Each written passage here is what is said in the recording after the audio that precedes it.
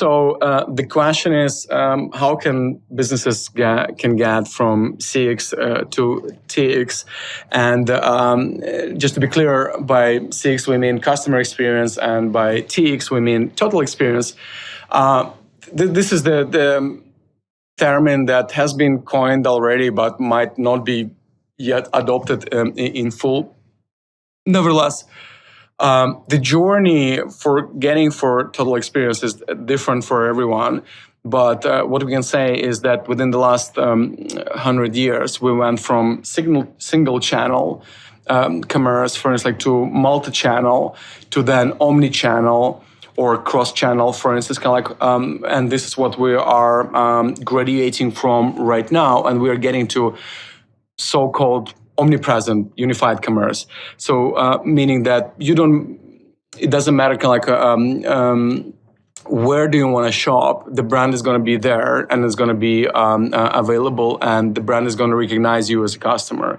So to give you an example, I can go to the flagship app or to the .com website, shop over there, or maybe find some products, but then I can finish my purchase in a physical store.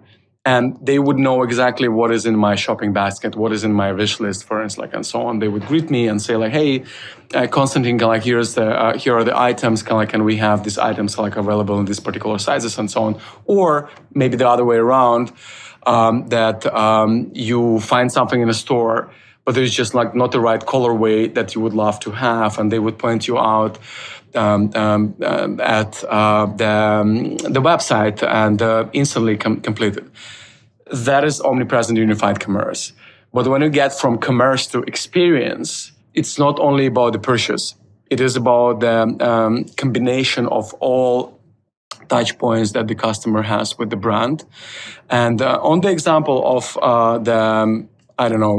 let's put it running, for instance, we have with customer experience a possibility for customers to find and comparing running shoes.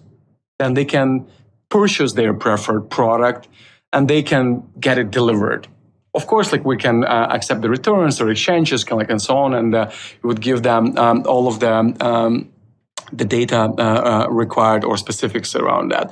But when it comes to total experience, the part of commerce is just 30%, because the total experience would actually mean that we provide them the entire ecosystem to run at their best. We'd probably be able to advise them to join the running clubs in their area, to follow their personal training plan with in the mind of this particular product as well. We would have the meal plans available for training. We would have the information available on how to get to the local sports doctors, if you need help. And eventually, and maybe even paramount as well, to support them along the entire journey, improving and using, for instance, the gear, and tracking their progress and sharing their progress. But that would be an example of running. You can extrapolate it almost to every category. And from that perspective, just one rule is that we deliver this value on the level of experience versus transaction, for instance.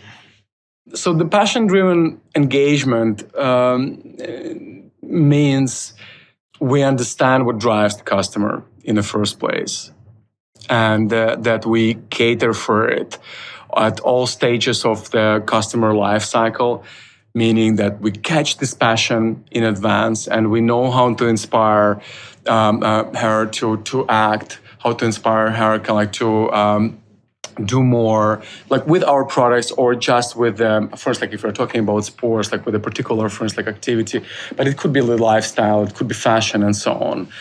And we therefore put our best foot forward, just showcasing what we have on offer, first, total experience as well, not just the products in advance. During is that, once again, if we come back to sports, that we would as well understand how the product is being used, what is going on with the performance of a particular athlete, or if it's not a professional athlete or casual athlete, but just a person just starting out their journey, how they're feeling. Is it difficult? Is it not? How can we help them during this process? How can we help them adjust the training, or, for instance, advise to try a different approach and so on?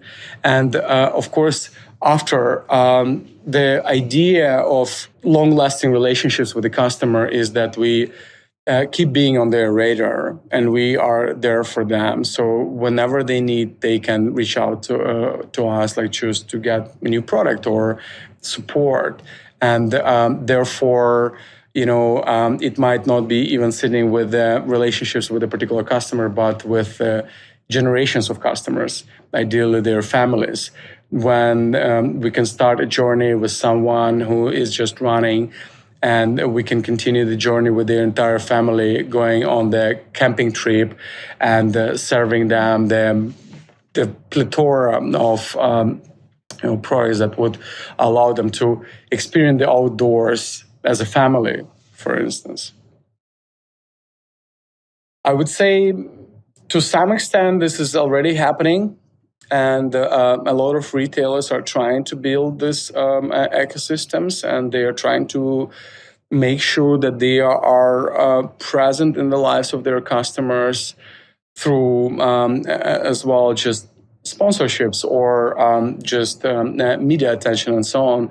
But what's more impactful is that when you find the way to tap into the communities, where you find a way to tap into the co-creation, collaboration with the customers. So allowing them to be a part of the product design, as well as having a dialogue, what we discussed before too, that we hear them, that they can say in the direction that we are taking, or the retailer is taking in this case, and being the proactive participants of the brand. But at the same time, if you remember, brands need to take a stand and need to be authentic, so that customers and these communities would have trust and have interest in being a part of it as well.